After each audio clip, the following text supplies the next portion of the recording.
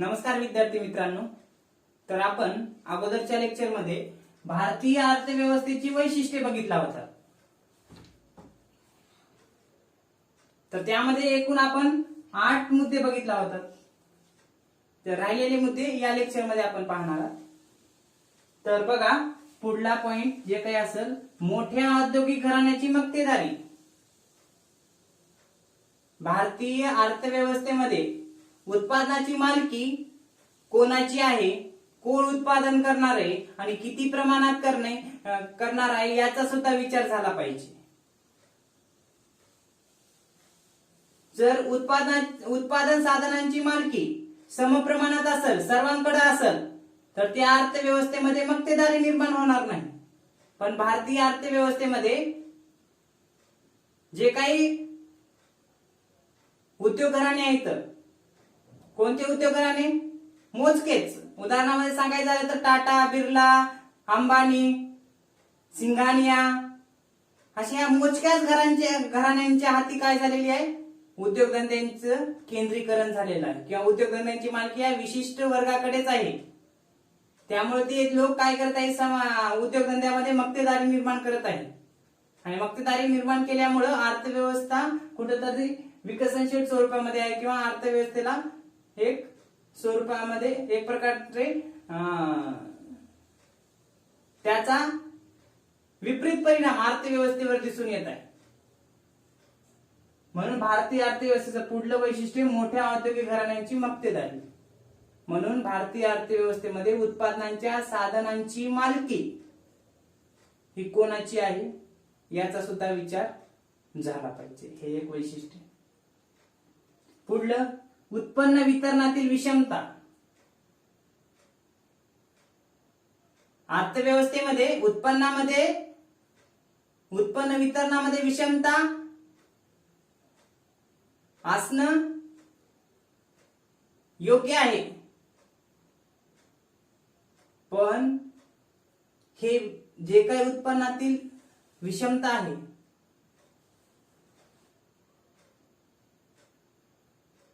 विषमता असणं योग्य आहे, समर्थनीय आहे. पण ही जर विषमता अपेक्षेपेक्षा जास्त वाढलेली असेल तर त्याचा समाजावरती कुठेतरी विपरीत परिणाम होणार आहे. आणि समाजावरती विपरीत परिणाम झाल्यामुळे त्याचा परिणाम ऑटोमॅटिकली कुठे होणार आहे? अर्थव्यवस्थेवरती होणार आहे. आणि भारतीय अर्थव्यवस्थेमध्ये जर पाहिलं, श्रीमंतच होत आहे, गरीबच होत आहे.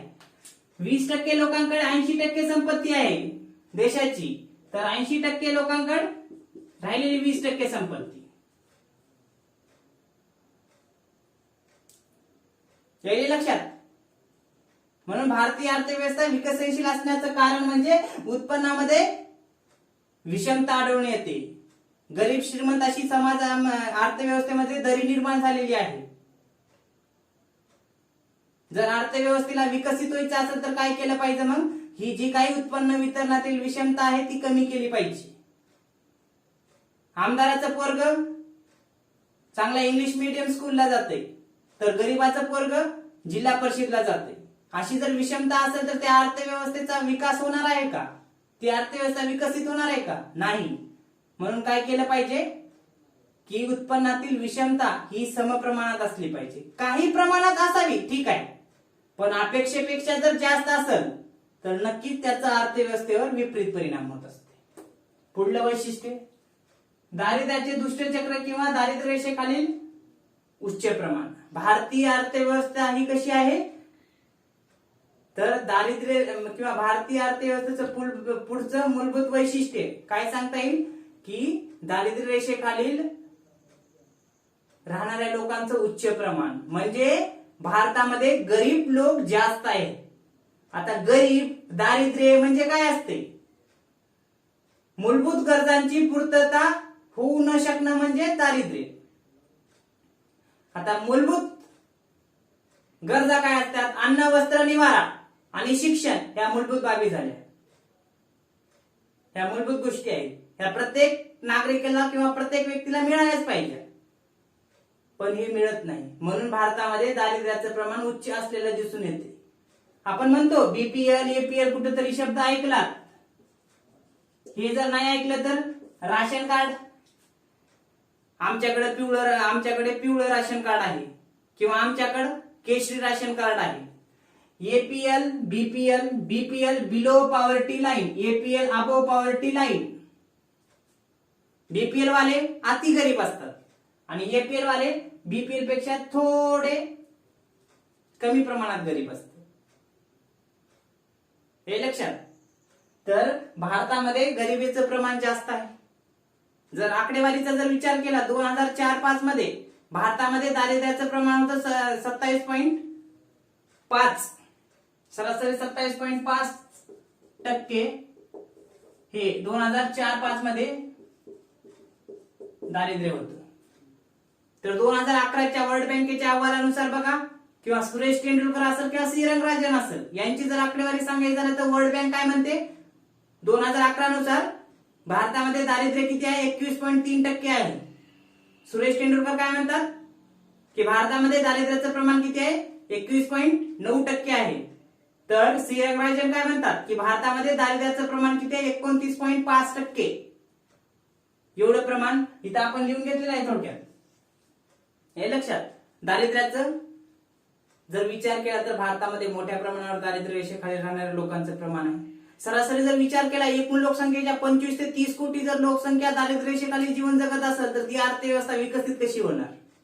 म्हणून भारतीय अर्थव्यवस्था कशी आहे, विकसनशील आहे. भारताला जर विकसित व्हायचं असेल तर काय करावं लागेल की भारतातील जे काही दारिद्र्य रेषेखाली राहणाऱ्या लोकांचं प्रमाण आहे ते कमी केलं पाहिजे. आता कमी करायचं म्हणजे त्यांना ज्या काही मूलभूत सुविधा लागतात, ज्या काही मूलभूत गरजा असतात त्या त्यांच्या पूर्ण केल्या पाहिजे. आणि त्या मूलभूत गरजा पूर्ण करते वेळी त्या त्यांच्यापर्यंत पोहोचवता येत का यांचा सुद्धा विचार व्हायला पाहिजे. नसता सरकार तिकडे योजना काढाले, मधले लोक खाऊन आपली ढेरी भरत आहेत, पण शेवटच्या जे काही खालच्या पातळीवर किंवा मग गाव पातळीवर राहणाऱ्या लोकांपर्यंत ती योजना येत आहे का याचा सुद्धा विचार झाला पाहिजे.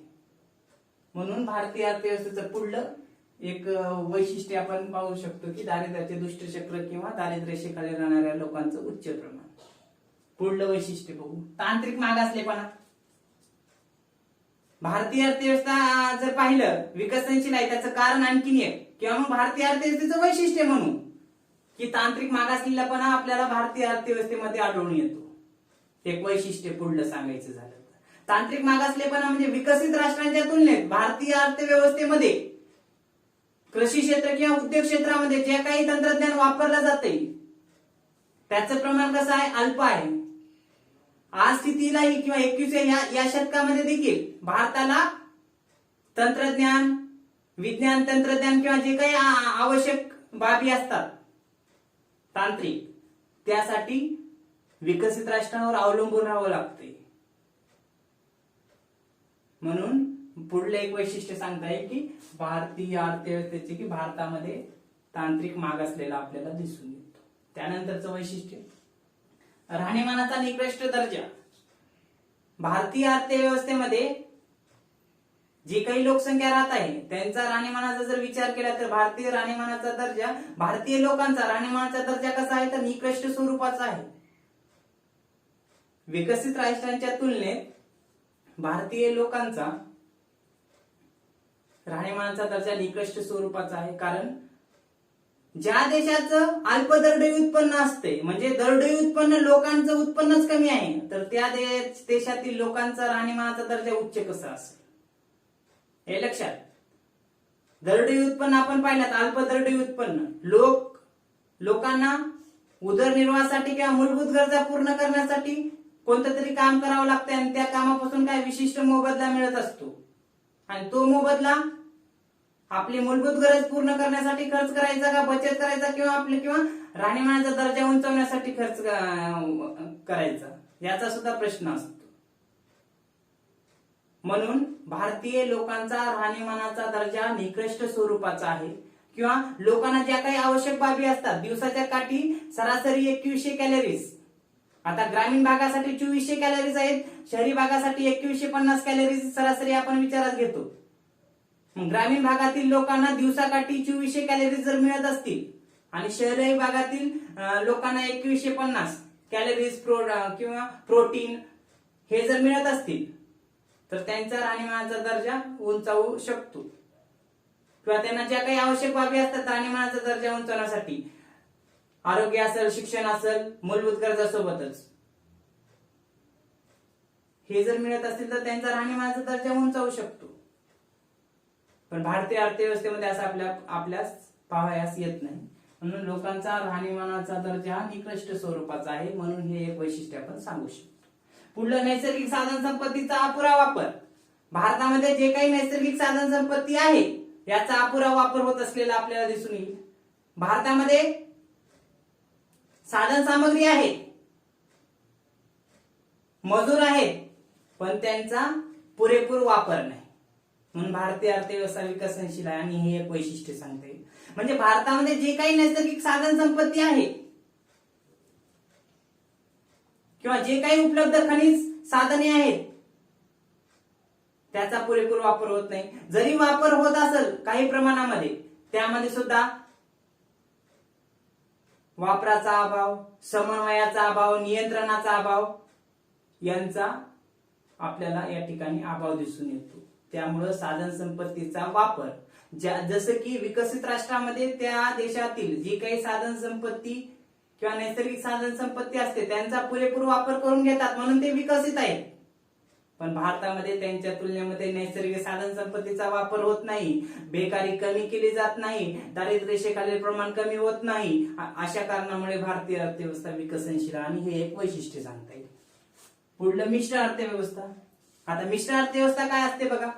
भांडवलशाही अर्थव्यवस्था आणि समाजवादी अर्थव्यवस्था यांचं सहअस्तित्व असणारी अर्थव्यवस्था म्हणजे मिश्र अर्थव्यवस्था.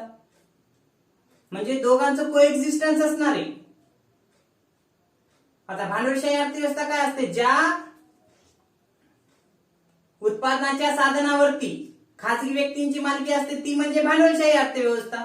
ज्या उत्पादनावरती शासनाची मालकी असते किंवा सरकारची मालकी असते ती म्हणजे समाजवादी अर्थव्यवस्था.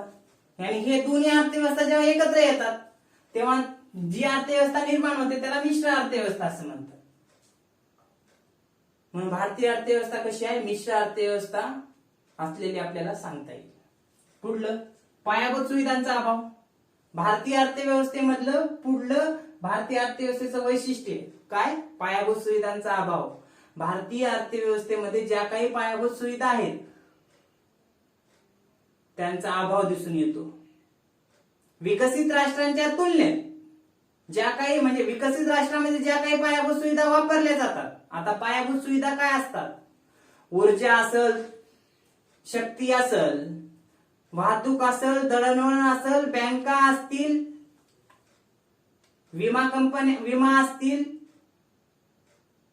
हे लक्षात, विज्ञान तंत्रज्ञान असेल, संदेशवहन असेल, या सर्वांचा समावेश पायाभूत सुविधांमध्ये होतो. आणि भारतामध्ये याचा अभाव विकसित राष्ट्रांच्या तुलनेत दिसून येतो. म्हणून हे एक वैशिष्ट्य आपण सांगू शकतो की भारतामध्ये पायाभूत सुविधांचा अभाव आहे. हे एक अर्थव्यवस्थेचं वैशिष्ट्य. पुढलं, आर्थिक दुष्टचक्रात सापडलेली अर्थव्यवस्था. आर्थिक दुष्टचक्रात, तर भारतीय अर्थव्यवस्थे जर पाहिली तर आर्थिक दुष्टचक्रात सापडलेली आहे. सद्यस्थितीला आपण बघितला, कोरोनामुळं किंवा कोविड-19 मुळे भारतीय अर्थव्यवस्थेचा विकास दर किंवा भारतीय अर्थव्यवस्थेचं जे काही ग्रोथ रेट आहे तो 2 ते 3% येऊन पोहोचलेला आहे. फक्त कृषी क्षेत्रच आहे सद्यस्थितीला. त्यामधून काय, त्याच कृषी क्षेत्राचा जे काही म्हणजे विकासाचा दर आहे किंवा मग हे आहे तो अधिक आपल्याला दिसून येतो.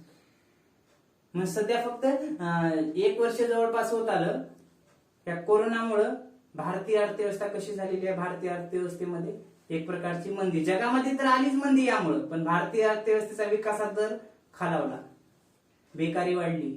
मागच्या एका वर्षामध्ये 1.8 कोटी लोक बेकार झाले एका वर्षामध्ये. जर अशीच जर ही रोगराई राहिली तर भारतीय अर्थव्यवस्थेची जी काही विकसनशील आहे तर अविकसित मध्ये सुद्धा भारतीय अर्थव्यवस्थेचा समावेश होऊ शकतो, हे लक्षात.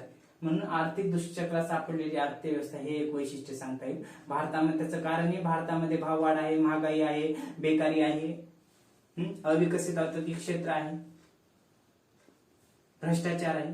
अशा बऱ्याच कारणामुळे भारतीय अर्थव्यवस्था काय आहे तर आर्थिक संकटात किंवा दुष्टचक्रात सापडलेली अर्थव्यवस्था म्हणून आपण सांगू शकतो। हे लक्षात, अशा प्रकारे भारतीय अर्थव्यवस्थेची ही काही मूलभूत वैशिष्ट्ये आहेत। जे काही पुढला मुद्दा असेल major issue of economic development या पुढला, ते आपण पुढल्या लेक्चरमध्ये बघू। या ठिकाणी थांबू। Okay, thank you.